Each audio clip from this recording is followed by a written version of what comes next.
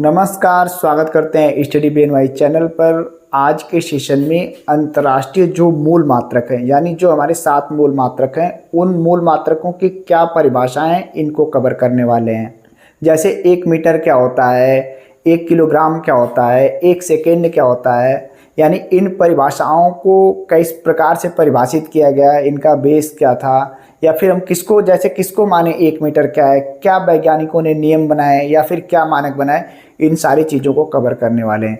आज के वीडियो में हम केवल 1 मीटर क्या है इसको जानने का प्रयास करेंगे। फिर अगली वीडियो में 1 किलोग्राम क्या है, 1 सेकेंड क्या है, 1 एम्पियर क्या है, इन सारी परिभाषाओं को एक एक करके कवर करेंगे। तो आइए जानते हैं, देखते हैं 1 मीटर क्या है। 1 मीटर की बात करें तो 1 मीटर को सबसे पहले 1791 ईस्वी में परिभाषित किया गया। और इसको किसने परिभाषित किया? तो फ्रांसीसी अकादमी ऑफ साइंस के द्वारा परिभाषित किया गया।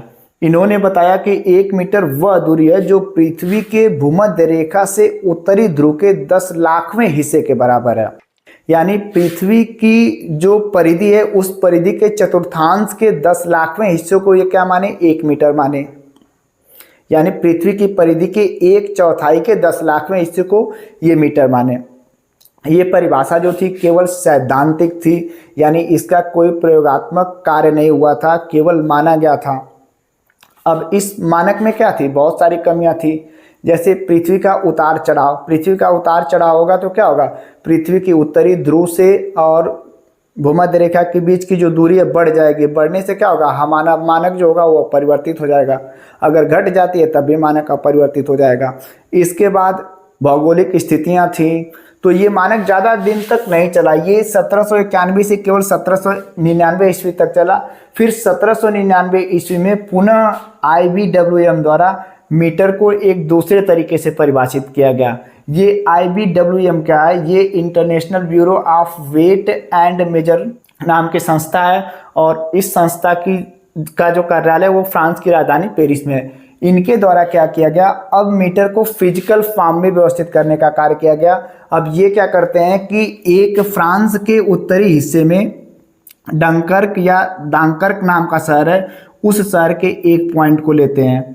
इसके बाद स्पेन का एक शहर है बार्सिलोना। ये बार्सिलोना जो है ये कैटेलोनिया क्षेत्र की राजधानी है। इस सिटी का एक पॉइंट लेते हैं और इन दोनों के बीच की जो दूरी है उसको मापते हैं।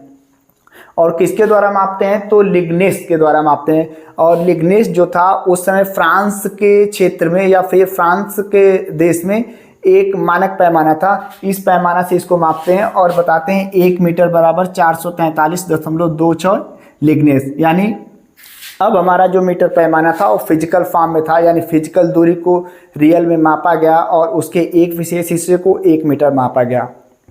लेकिन इसमें भी बहुत सारी कमियां थी, जैसे सटीकता की कमी।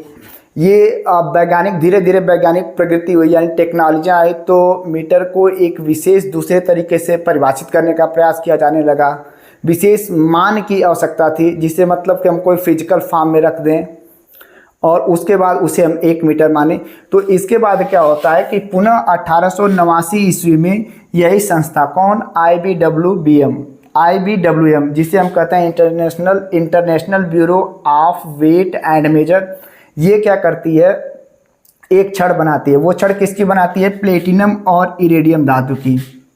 ये जो छड़ थी किसकी बनी थी? प्लेटिनम और इरेडियम धातु की। इसमें जो प्लेटिनम था, प्लेटिनम 90% था।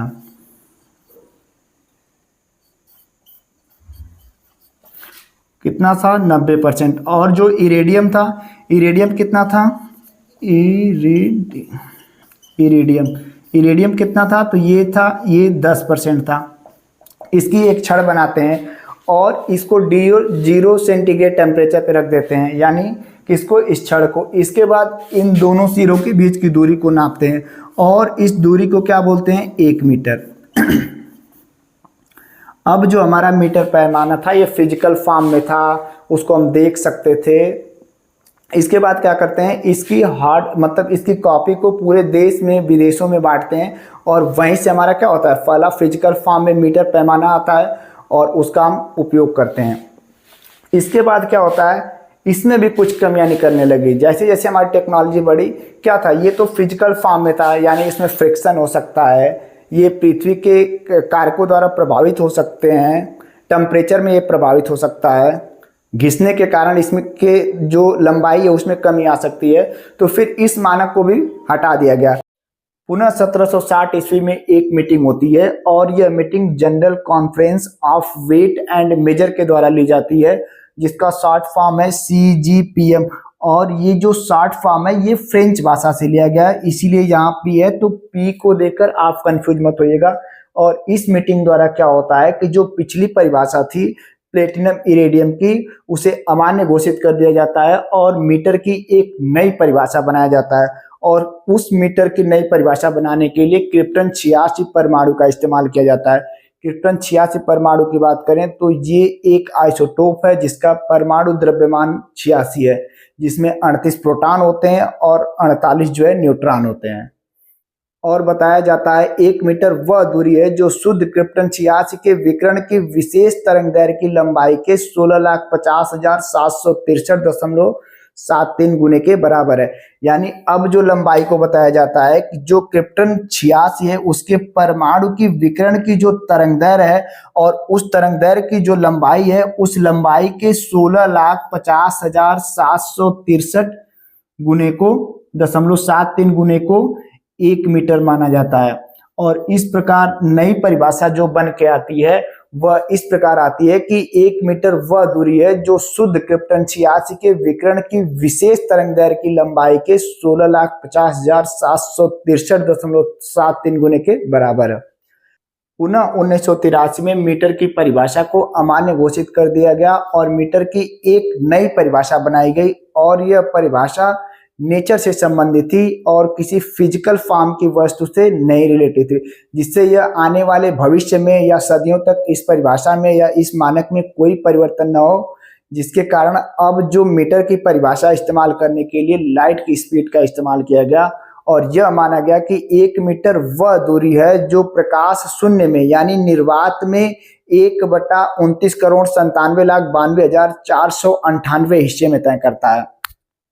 दूसरी भाषा में कहें तो 1 मीटर वह दूरी है जो प्रकाश 1 सेकेंड के 29,97,92,458 हिस्से में तय कर लेता है।